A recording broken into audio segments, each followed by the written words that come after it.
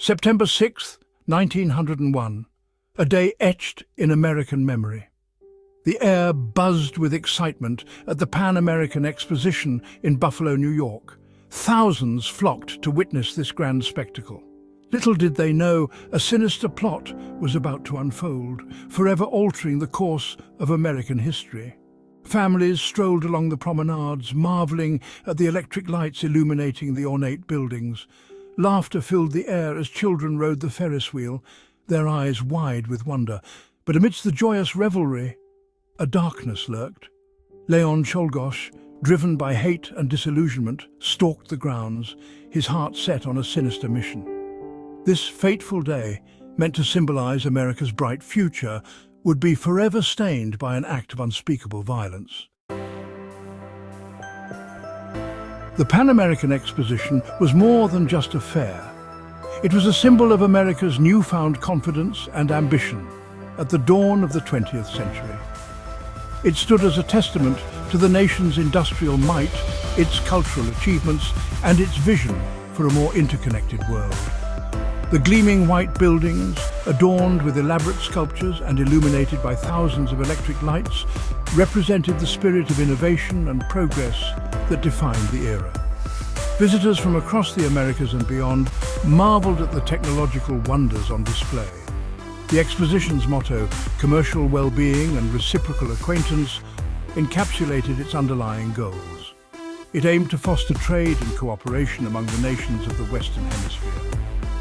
For President William McKinley, the exposition held special significance. He saw it as an opportunity to promote his vision of American leadership on the world stage. His attendance was meant to be a symbol of his commitment to the principles of Pan-Americanism. The fair's organizers sought to create a space where people from all walks of life could come together and celebrate their shared humanity. President William McKinley, a man of quiet dignity and unwavering optimism, was a leader who truly understood the heart of the nation. He was the embodiment of the American spirit, a beacon of hope and resilience. Rising from humble beginnings to the highest office in the land, McKinley's life story was a testament to the enduring promise of the American dream. His journey inspired countless Americans, showing that with hard work and determination, anything was possible. McKinley was known for his approachability and genuine warmth, qualities that endeared him to the American people. He had a unique ability to connect with people from all walks of life, making them feel seen and heard. Whether he was speaking with farmers or visiting factories, McKinley always took the time to listen to the concerns of ordinary citizens. His presidency was marked by a period of economic prosperity and national healing, a time when the country came together. McKinley's leadership brought about a sense of unity and progress, fostering an environment where the nation could thrive. He was a unifier, a president who sought to bridge the divides that had long plagued the nation, bringing people together. On that fateful day in Buffalo, McKinley was at the height of his popularity, a beloved leader. He had just begun his second term as president, and the nation seemed poised for a new era of peace and prosperity. The future looked bright, and McKinley was ready to lead the country into this promising new chapter. The nation was filled with hope and optimism, celebrating the possibilities that lay ahead. He had come to the Pan American Exposition to deliver a speech outlining his vision for the future of the Americas, a vision of unity and progress. His message was one of hope and optimism, a call for greater cooperation and understanding among nations. McKinley's words resonated deeply, inspiring a sense of shared purpose and a brighter future for all. Section 4. The Shadow of Anarchy, Leon Czolgosz. While the crowds at the Pan American Exposition celebrated the achievements of America, a darkness festered in the heart of a young man named Leon Czolgosz. The exposition was a grand display of progress and innovation, but for Czolgosz, it was a stark reminder of the inequality and suffering that plagued the nation. Czolgosz, a Polish immigrant, was a troubled soul, adrift in a world he struggled to understand. He had arrived in America with dreams of a better life, only to find himself lost and disillusioned.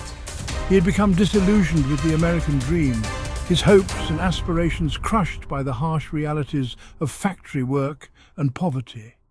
The grueling labour and meagre wages left him feeling hopeless and betrayed by the very country he had once admired. In his warped mind, he blamed the wealthy and powerful for his misfortunes, and he saw President McKinley as a symbol of everything he had come to despise.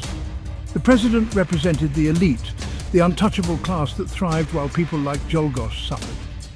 Czolgosz's descent into radicalism was fueled by the writings of anarchists who advocated for the overthrow of all forms of government. He found solace in their words, believing that only through radical change could true justice be achieved. He became fixated on the idea of violent revolution as the only way to achieve social justice.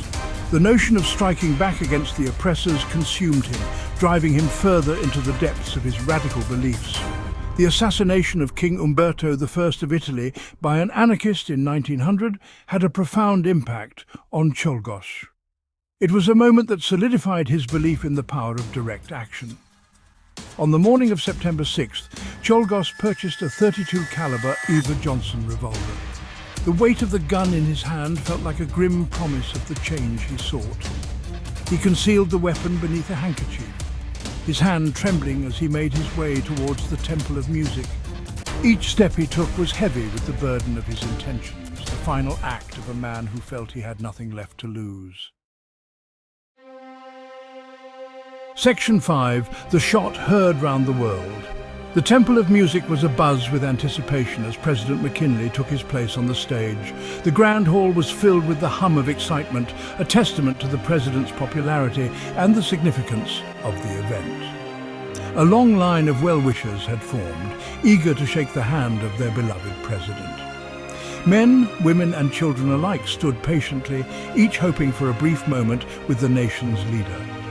McKinley, ever the gracious host, greeted each person with a warm smile and a kind word. His demeanour was one of genuine affection and respect for the people he served. Among those in line was Leon Czolgosz, his right hand concealed beneath a handkerchief, his heart pounding in his chest. The weight of his intentions bore heavily upon him as he inched closer to the president.